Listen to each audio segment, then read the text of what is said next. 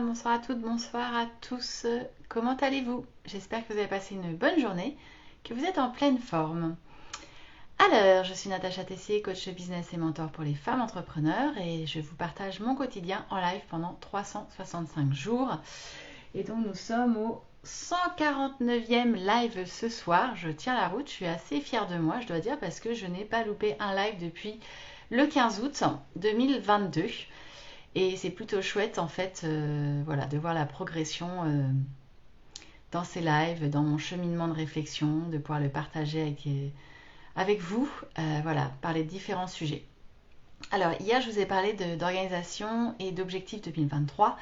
C'est à la mode, on est en plein dedans, vous êtes en plein dedans. Et donc je m'interrogeais en fait sur mon organisation 2023 pour l'optimiser un maximum, voilà, pour pouvoir en fait créer un peu la vie professionnelle et personnelle de mes rêves. Coucou Magali. Et du coup, j'ai envie de continuer en fait sur cette lancée, de parler un petit peu d'organisation et d'objectifs, mais de parler de comment je concrétise ma vision. Et je voulais vous partager quelque chose parce que j'ai écouté une masterclass en fait d'une personne avec qui je partage pas tout.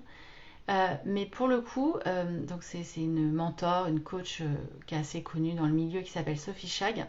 Je partage pas tout, mais pour le coup, sa masterclass était hyper intéressante sur comment elle concrétisait sa vision. Et du coup, je vais le faire et du coup, je vous le partage parce que j'ai trouvé ça vraiment intéressant. Donc, c'est-à-dire que, bon, comme tout le monde, voilà, elle va travailler sur sa vision de l'année, sur ses objectifs. Elle a une façon assez intéressante de le faire. Coucou Magali.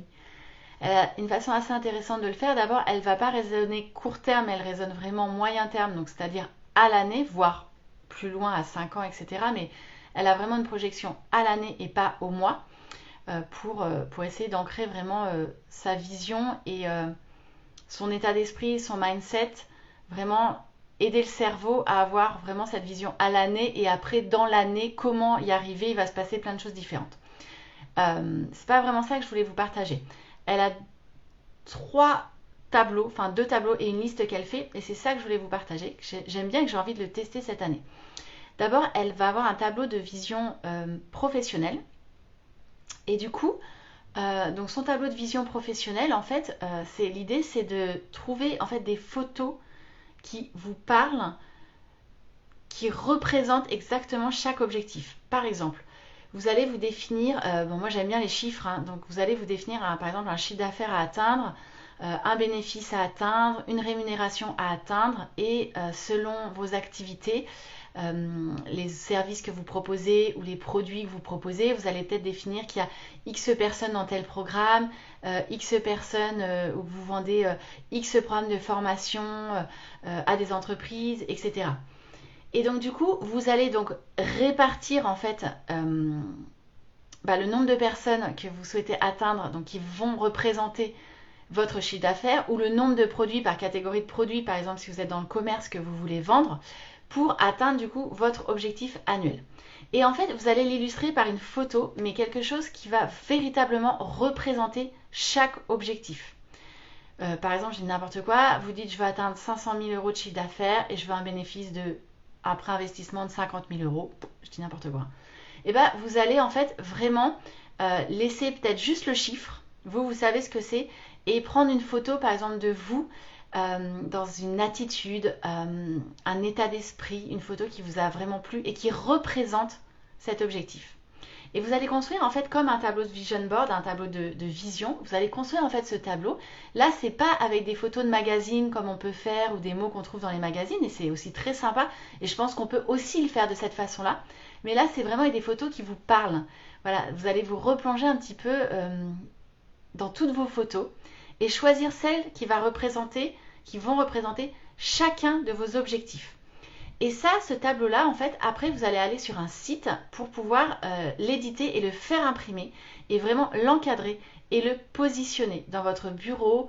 Alors elle, pour le coup, elle le fait au-dessus de son lit. Voilà, chacun fait comme il veut. Mais en fait, l'idée, c'est de pouvoir le voir tous les jours.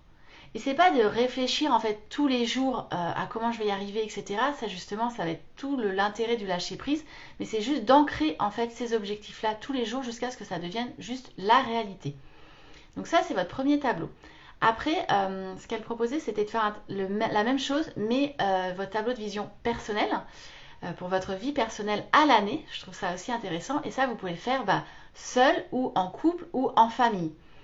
Et donc, l'idée, c'est vraiment de se projeter sur qu'est-ce que vous avez envie de vivre cette année, vous déjà, en couple, en famille, etc. Qu'est-ce que vous avez envie de vivre? Et pareil, de trouver les photos les plus appropriées, en fait, pour représenter, en fait, chacun de ses objectifs, chacun de ses rêves, chacun de ses projets personnels.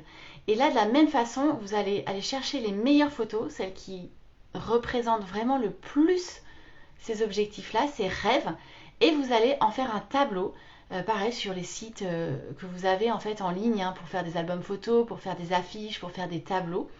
Vous allez les positionner et vous allez le faire imprimer et l'encadrer. Et là, selon si vous l'avez partagé, si c'est votre projet personnel ou si vous l'avez fait en couple, ça va être dans votre chambre, avec votre mari, avec votre femme, avec votre conjoint, conjointe, etc. Si c'est en famille, ça peut être dans un endroit particulier, dans le salon, etc. Et donc voilà, ça c'est votre deuxième tableau de vision parce que c'est hyper important d'avoir cet équilibre pro-perso. Et là, de la même façon, vous allez le voir tous les jours. Donc déjà, ça va pouvoir nourrir des discussions, alimenter vos rêves, vos envies, votre motivation à les atteindre, etc. Et puis la troisième chose, vous voyez peut-être un petit chat, hop, voilà, qui a vraiment envie de venir faire un petit câlin. La troisième chose, c'est une liste qu'elle proposait des 100 choses qu'elle a envie de réaliser en fait cette année. Alors autant les deux tableaux ils sont immuables, en fait ils sont fixés et l'idée c'est vraiment voilà, vous les avez imprimés en plus encadrés, etc. et donc ils restent comme ça toute l'année. Vous l'accrochez là dès le moment où vous allez le faire au mois de janvier, vous le retirez le 31 décembre et vous le changerez l'année prochaine. Autant la liste des 100 choses que vous avez envie de réaliser cette année, c'est une liste évolutive. Donc c'est une liste où vous allez barrer certaines choses, vous allez rajouter d'autres choses parce que certaines choses ne feront plus sens au cours de l'année, où vous vous direz finalement c'était un instant T, ça me plaisait, j'avais envie de faire un saut en parachute par exemple, et puis là maintenant je m'en fiche. Par contre, aller dans telle ville ou rencontrer telle personne ou assister à tel séminaire, là c'est hyper important pour moi et j'ai vraiment envie de le rajouter parce que j'ai découvert cette personne, cette personnalité et j'ai envie d'aller la rencontrer. Et donc du coup, alors elle pour le coup, sa liste elle est dans ses toilettes. Bon, chacun fait comme il veut, moi je la mettrai pas dans les toilettes, mais c'est assez intéressant je trouve de se dire, voilà j'ai cette liste avec les 100 choses que j'ai envie de réaliser cette année et l'idée c'est que ça vous aide, pareil, la mettre dans un endroit où vraiment vous allez la voir très régulièrement, vous allez pouvoir la changer, la modifier, etc. Et ça vous aide également à vous concentrer finalement sur ce qui est positif, sur ce que vous avez envie de réaliser, plutôt que sur ce qui peut vous manquer ou ce qui crée peut-être des émotions un peu plus négatives, etc. ou sur des peurs ou des doutes. Et ça permet de vous ancrer sur vraiment des choses qui vous plaisent, qui vous parlent, qui vous motivent, etc.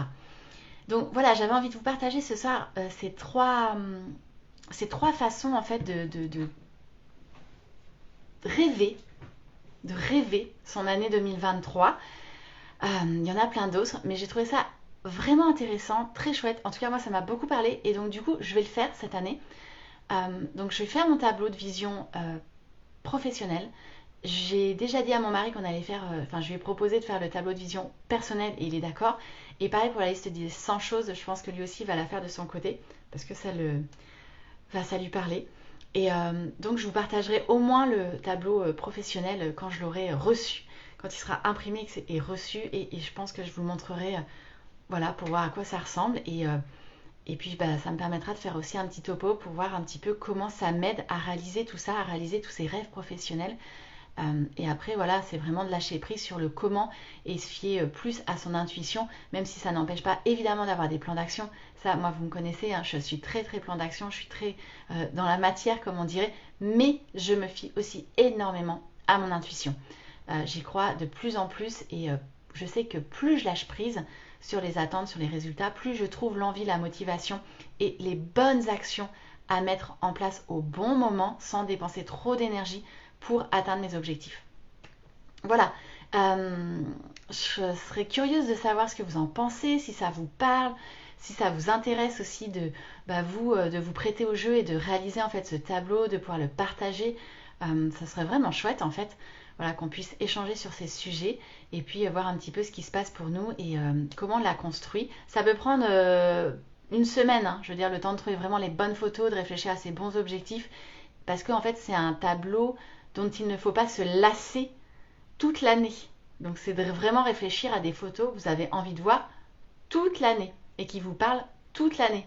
Donc je pense que ça nécessite un petit peu de réflexion et d'aller farfouiller dans toutes les photos qu'on peut avoir sur nos téléphones, sur nos Google Photos, etc. Et d'aller chercher les plus belles. Et également, vous pouvez mettre en fait des mots qui sont très forts pour vous. Des mots qui représentent par exemple vos valeurs ou les mots qui sont la couleur de votre année, voilà, qui vous parlent. Et cette année, vous voulez vivre ces mots-là. Il peut y en avoir 3, 4 en fait, pas trop non plus. Mais vraiment, voilà, moi je vais vraiment avoir des photos, je vais mettre des chiffres et je vais mettre 3, 4 mots en fait. Je pense qu'ils sont très forts pour moi, qui sont très importants. Et je vais imprimer tout ça et je verrai le résultat et je vous le partagerai. Voilà ce que je voulais vous partager ce soir. Je vous souhaite une très très belle soirée. Je vous dis à demain pour le prochain live et n'hésitez pas à commenter sous la vidéo, en message privé comme vous avez envie. Voilà, on en reparle quand vous voulez. Ciao ciao!